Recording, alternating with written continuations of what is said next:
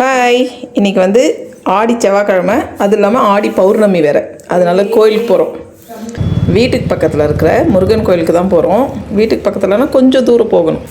நீங்களாம் கோயில் போயிட்டு வந்துட்டிங்களா?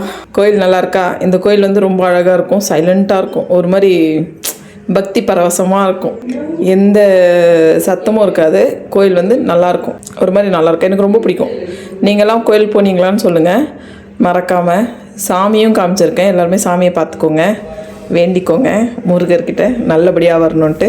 அது இல்லாமல் இது வந்து புது சேனல், என்னோடய புது இன்னொரு ஐடி இது, ஓகேவா? எல்லாருமே மறக்காமல் சப்போர்ட் பண்ணுங்கள், சரியா?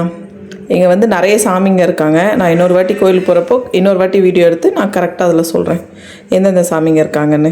அதே மாதிரி உங்களுக்கு இந்த கோயில் பிடிச்சிருக்கான்னு சொல்லுங்கள். யாருக்கெல்லாம் முருகர் பிடிக்கும், முருகரை மறக்காமல் வேண்டிக்கோங்க. அதே மாதிரி மறக்காமல் இந்த சேனலை சப்போர்ட் பண்ணுங்கள், சப்ஸ்கிரைப் பண்ணிக்கோங்க.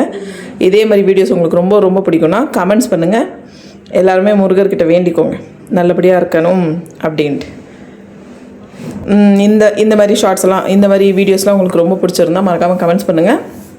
முருகர் பக்தராக இருந்தீங்கன்னா எல்லோ கலர் ஹார்ட் கொடுங்க கமெண்ட்ஸில். பார்க்கலாம் எத்தனை பேர் முருகர் பக்தராக இருக்கீங்கன்னு. ஓகே, பாய். பார்க்கலாமா? நெக்ஸ்ட் வீடியோவில் பார்க்கலாம்.